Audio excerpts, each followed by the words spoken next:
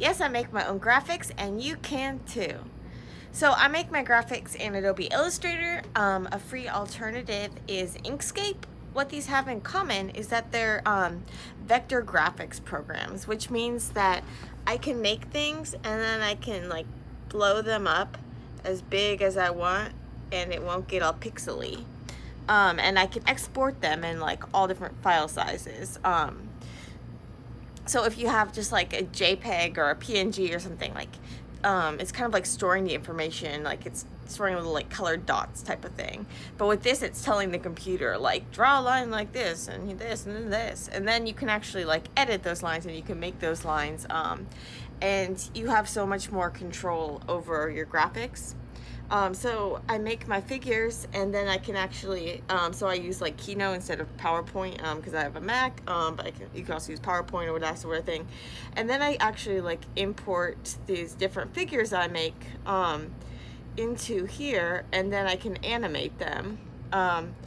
And so this is how I'm able to like make animations, and this comes in really helpful as a scientist when I'm doing like research presentations.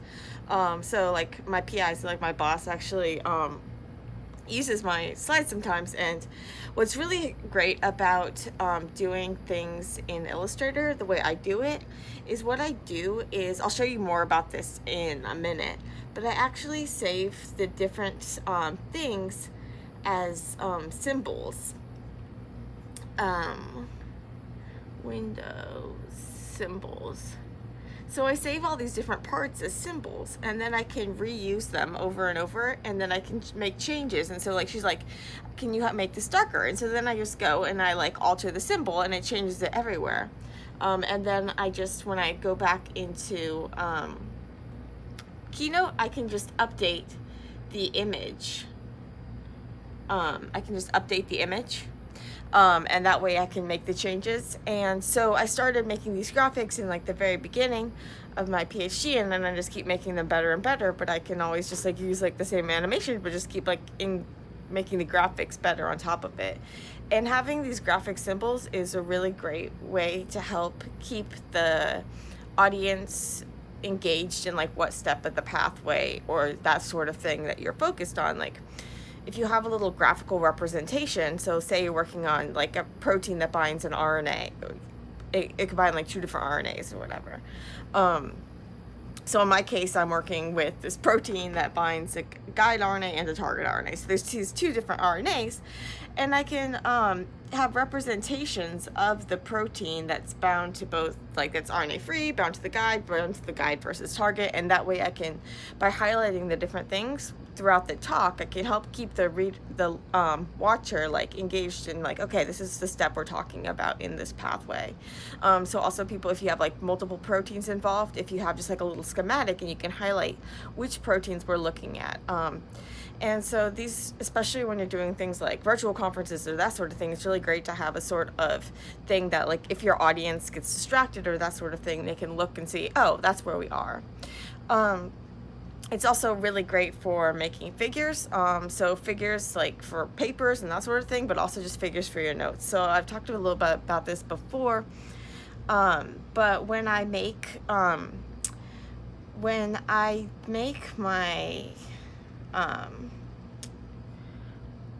when I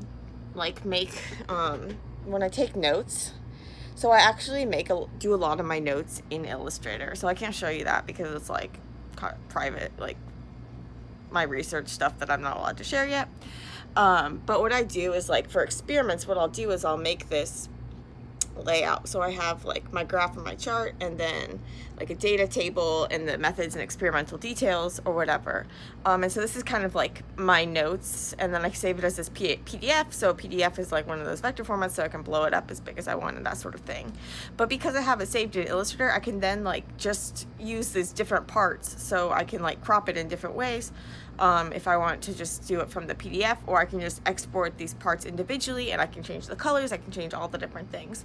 So it's really great, and so it's a really great for people, for like scientists to learn how to use Illustrator if they have it, or Inkscape if they don't have Illustrator. So I actually got access to Illustrator. I used to use Inkscape like when I started making graphics in undergrad.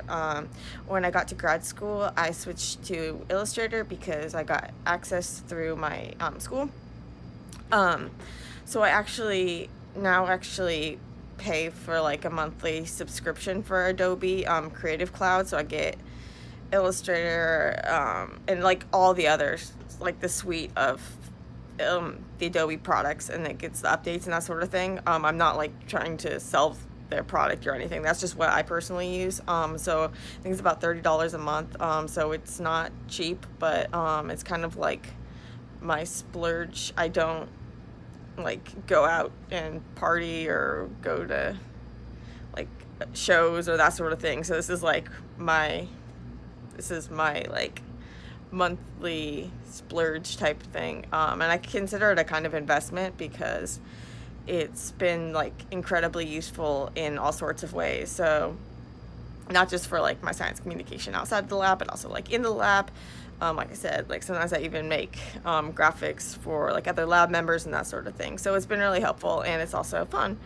And I like the feeling where you can kind of like better control the graphics that you're making because you're making them like from scratch or that sort of thing. So there are a ton of features in Illustrator, and I don't know how to use them all, and I'm not going to try to show you them all. I'm going to show you some of the most useful I found, just to kind of like the basics that will help you do things. And then honestly, like Googling is the answer to like so many different things in life, including Illustrator. When you can't figure out how to do something, you can usually Google it and figure out, and there's like tutorials and that sort of thing.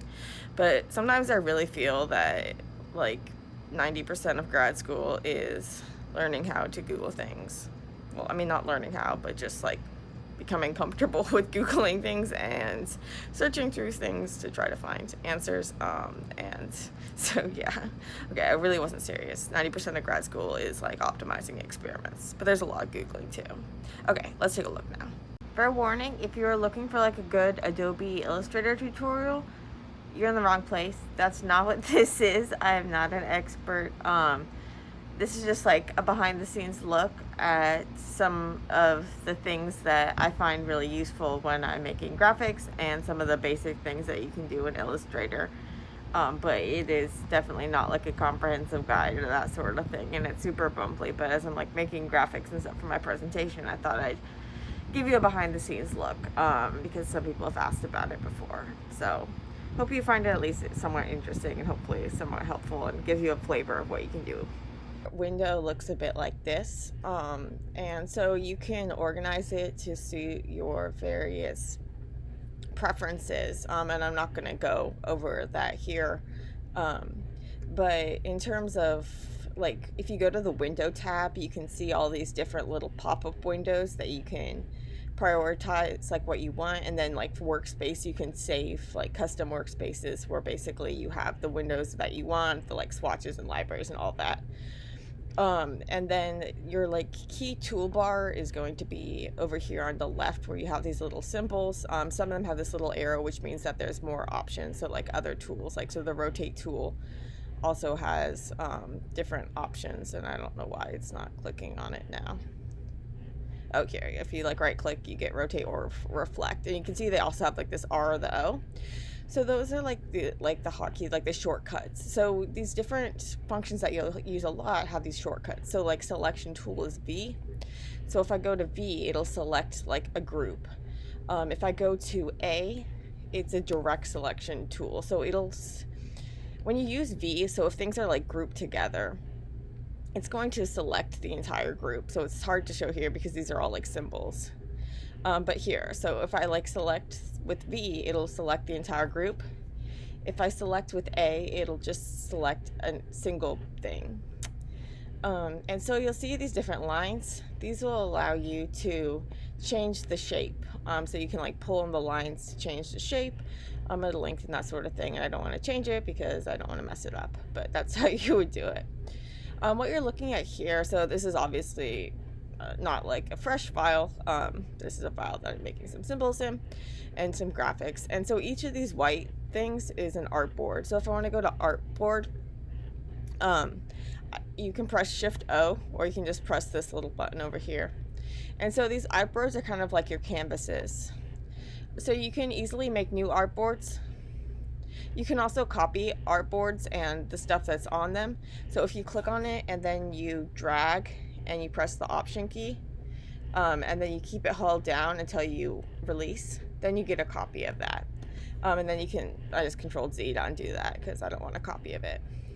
But so yeah, from the artboard tool, you can also rename your artboards.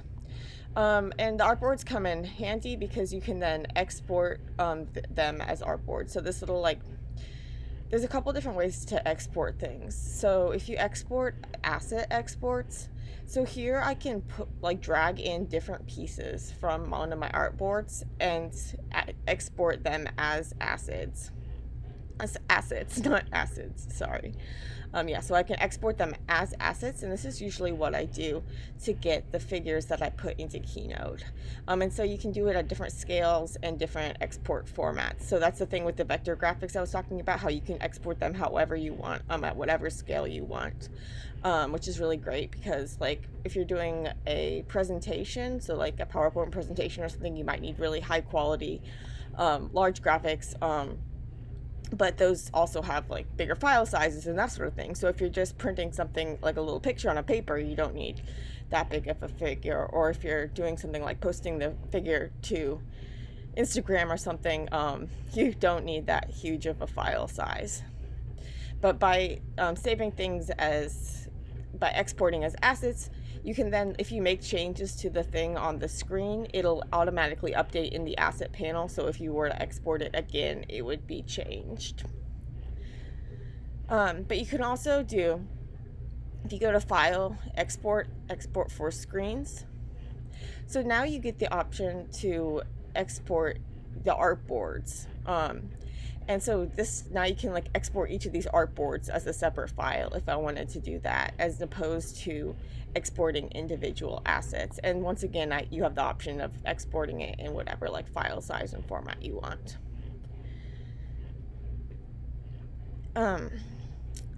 You can also alter the size of the artboard. So we saw, like before, where you can basically, I could just resize this if I wanted to. But what I could also do is if I wanted to, like, size it to the specific artwork, so if I, like, select all of this, what I can do is I can do File, Objects, Artboards, Fit to Selected Art. Or I could do Fit to Artwork Bounds, and then it would select whatever was, like, assigned to that artboard. It would fit around it. So going back to, like, those shortcuts, another one you'll really want to know is T. So T is going to give you the text tool. And so then you can do text. And then if you want to get out of the text tool, the easiest way is just to, like, press Escape, or to press, or to, like, click somewhere else. And so you have this text. If you have this white button, what this means is that if I were to, like, expand the text, then it's going to expand it. So if you shift and expand, so if you shift and drag, it works for text, for figures, anything. If you shift and drag, you're going to preserve the aspect ratio, so it's not going to get all stretched out. But if you have this white dot, so it's going to size the text as you do that, and it's going to, so it'll stretch it out and that sort of thing if you do that. And you can also change things manually with the text box. I mean, like font size, spacing, all of that different things. If you go to, like, if you double click on that white box, what you get is this darker box. Now if I change this, I'm not changing the text, I'm just changing the text box size. So if I make the text box size too small, you can see that they get this plus symbol and saying there's more text here. There are different things you could do as well with text. So if I right click on that text tool, you can see there's, like, area type tool, where you can, like, type in like a shape. Vertical, you can make things vertical on a path. A really cool one is touch type tool. where this way, if you click on, you can like change individual letters. So this can make, be really great, and you can do some fun things and that sort of thing. So the tool, another tool you're going to use a lot is a rectangle. So like, or just like this polygon tool. So the polygon tool, you can have more sides, obviously. So with the polygon tool, if you use the arrow keys, you can like change the number of sides. You can also, if you like double click on the tool, I don't know why. Sometimes I'm not very good at this, obviously. But if you just like click on the tool and you single click somewhere, it'll give you the option to like preset the format that you want before you actually do it. Another tool I like a lot is the tools for when you're working with like lines. So there's a couple options if you want to make a line. So there's like a line segment tool, where you can make just like a line.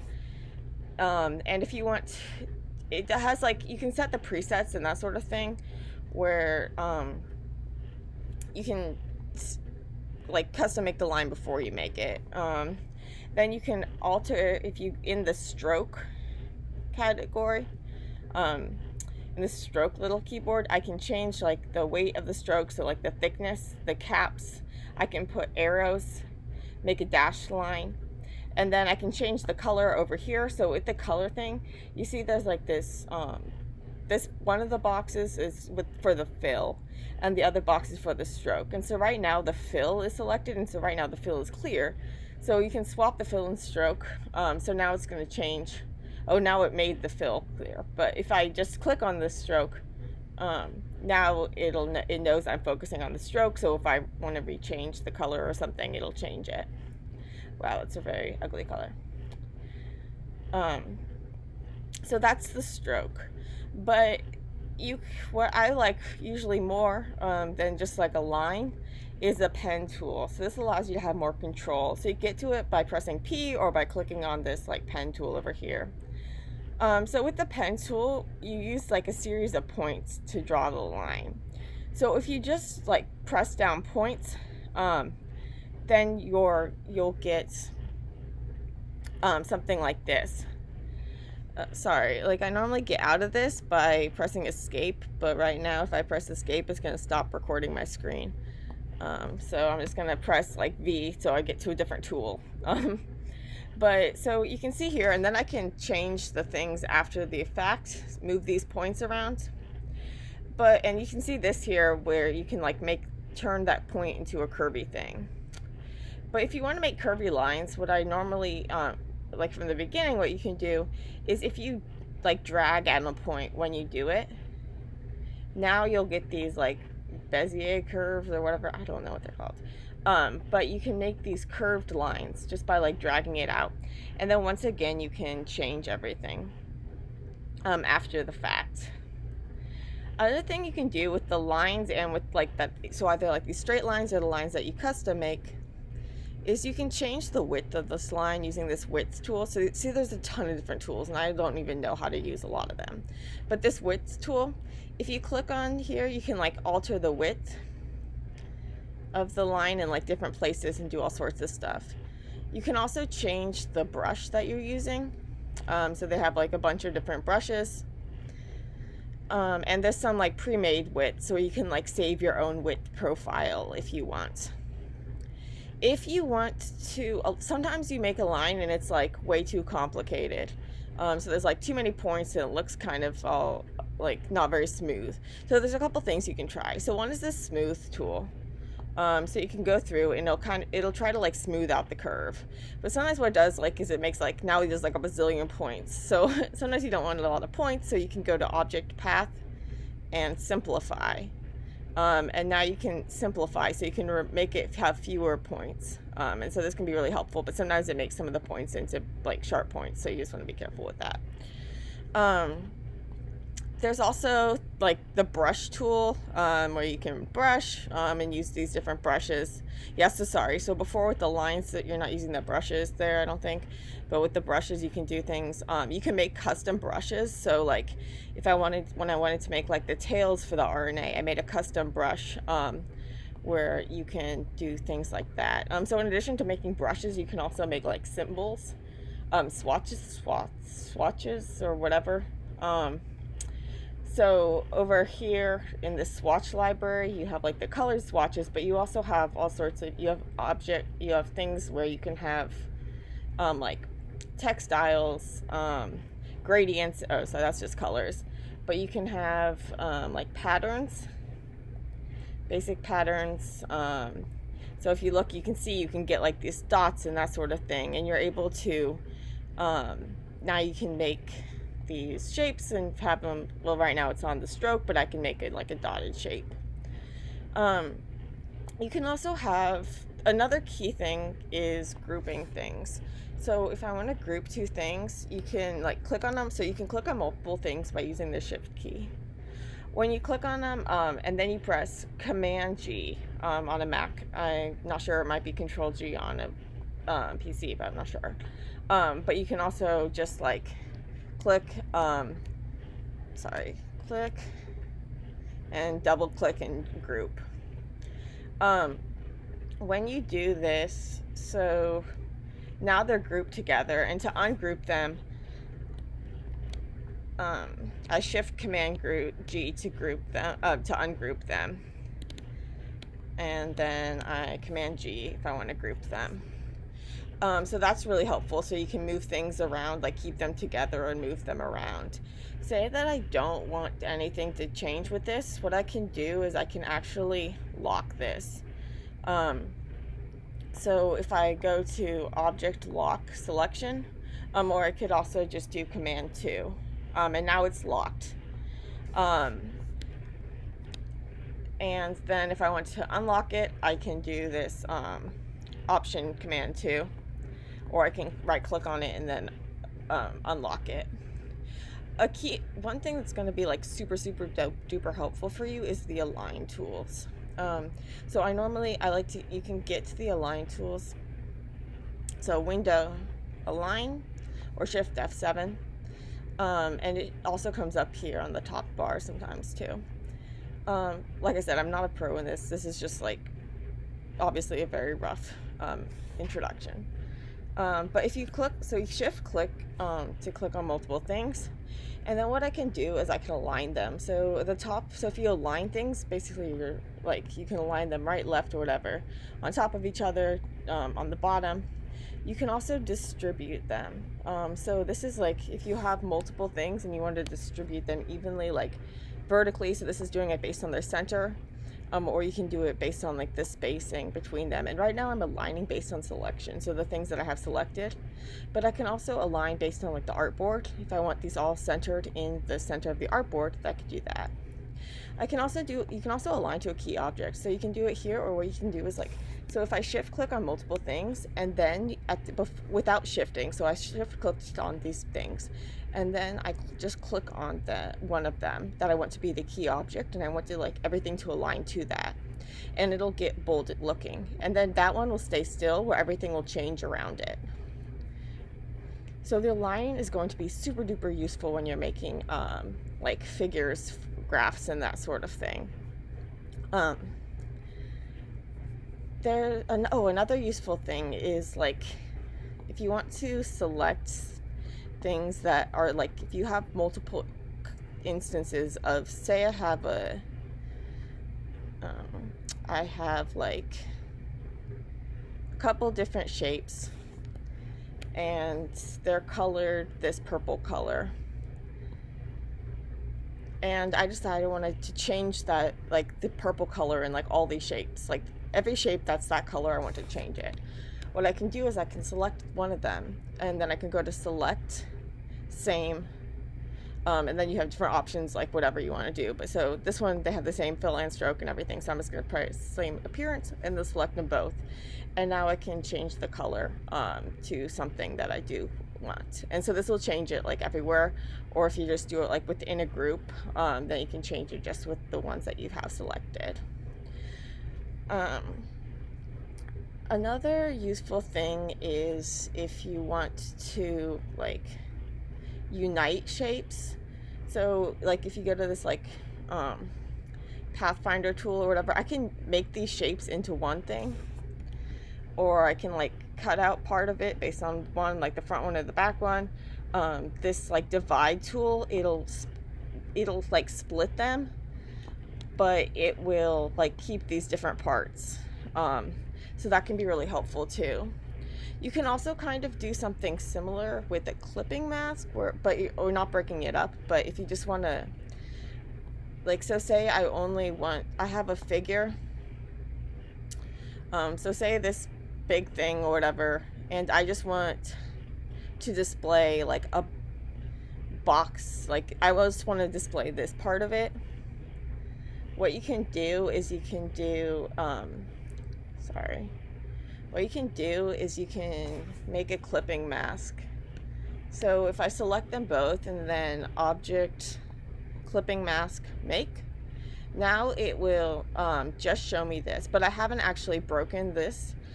So if I want, I can edit it again. And so right now you can see I'm in a clip group, and I can edit the clipping path or edit the contents. So sometimes if you like import a file, like that's a PDF or like SVG, so it's scalar vector graphics, which is like what Adobe Illustrator, Adobe Illustrator has its own proprietary like AI file, but it also opens SVG files, and that's what you'll use for like Inkscape and that sort of thing. And so sometimes things will be hard to edit because they'll have all these clipping masks. And so what you can do is you can actually like if you go to like a clipping mask, you can release it. So you can also get it with Option Shift 7. And so sometimes if you just do like Option Shift 7 over and over and over when you open something, and then it'll remove all those clipping masks that are making it hard to edit anything. But then you'll often get a lot of like empty lines and stuff.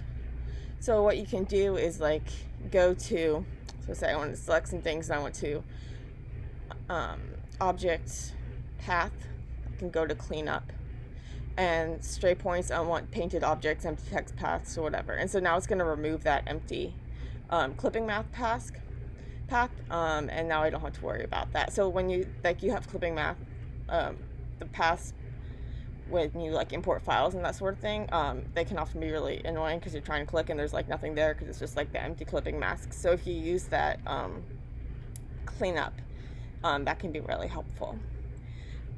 You can also, so if you find the colors, there's a lot of different options with the colors, and so they have these like pre-made, you can put your favorite swaths, so your favorite swatches or whatever, in this like in your library. So in the one I use for making most of my graphics, I actually have a lot more swatches on here, but then you have this color guide where you can do like shades, various contrasts. There's all sorts of different things.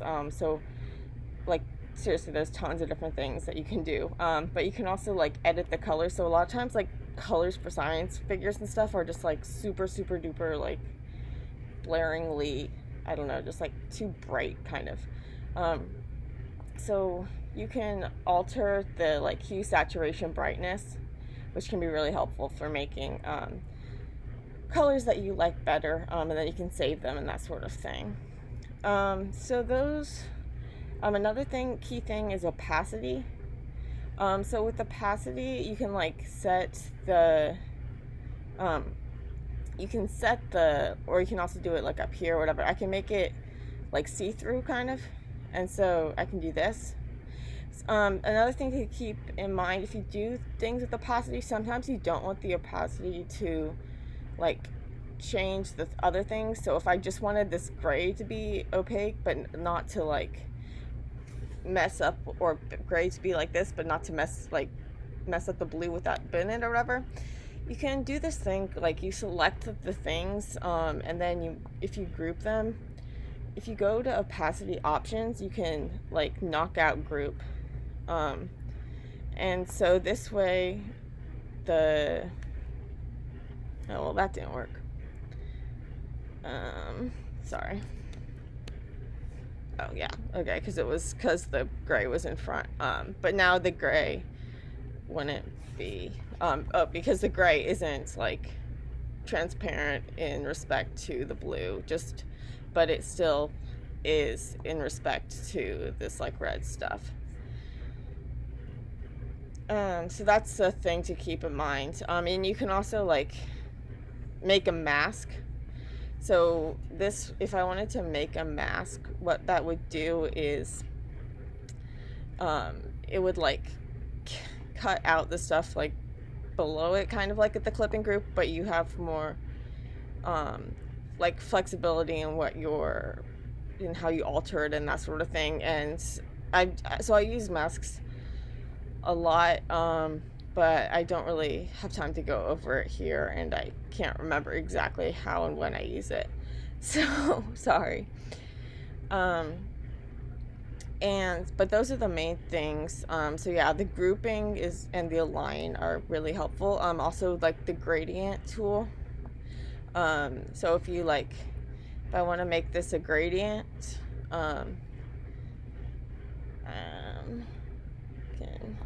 well, right now it's a solid color, but if I want to make it like a gradient or whatever, and then I can adjust this gradient, you can have it going from the center, from the sides, whatever. There's also a bunch of like preset gradients you can choose from, and you can save your own. This tool's pretty cool, the blend tool.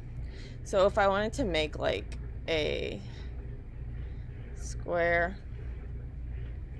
let me just make like a simple square. I just want this black, don't need a stroke.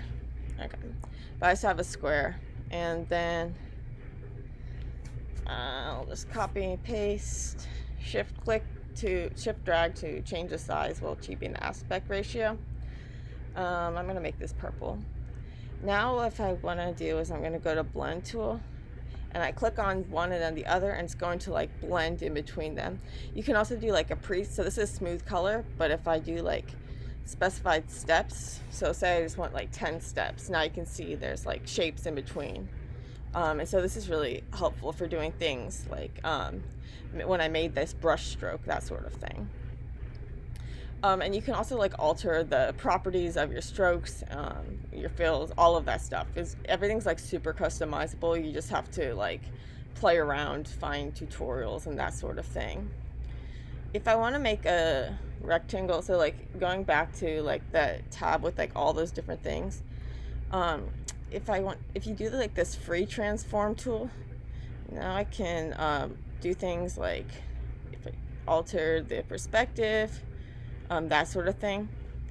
If I go to the puppet warp tool, you can actually like set points and then like rotate around them.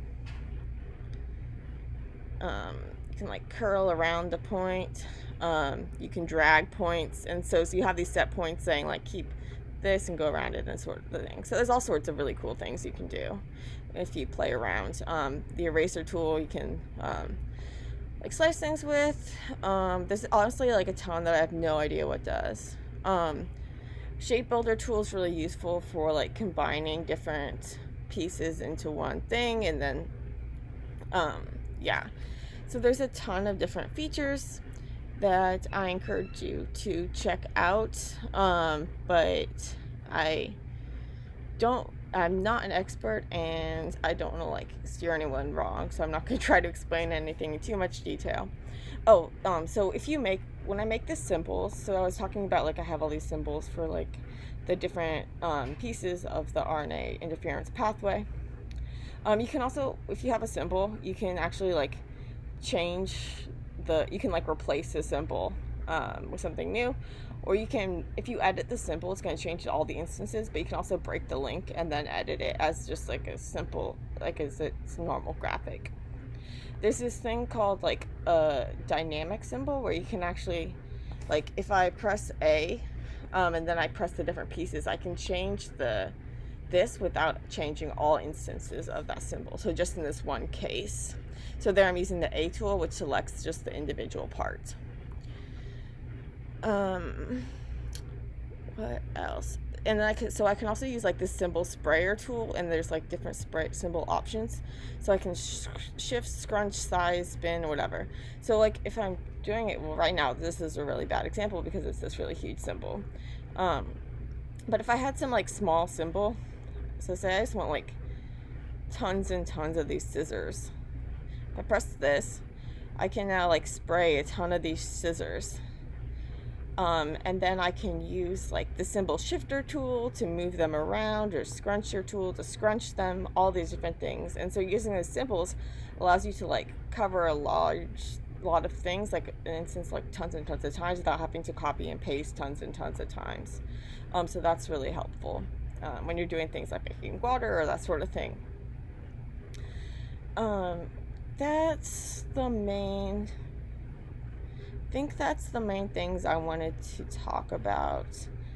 I'm trying to see if there's anything else that's really critical.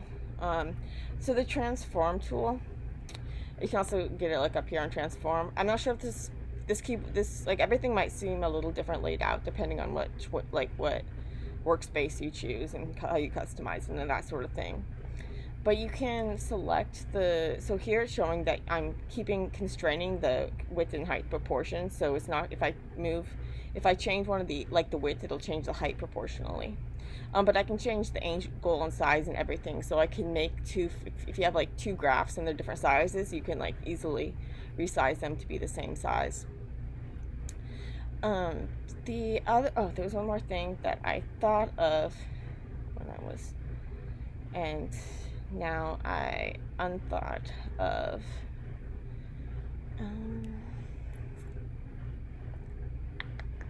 So there's options to like snap to grid, snap to pixel, snap to point. So if you set it up so that it'll like use automatic like guides to kind of like line things up, help you line things up. Oh, okay. So the really important thing that you'll probably use a lot is Command F. So it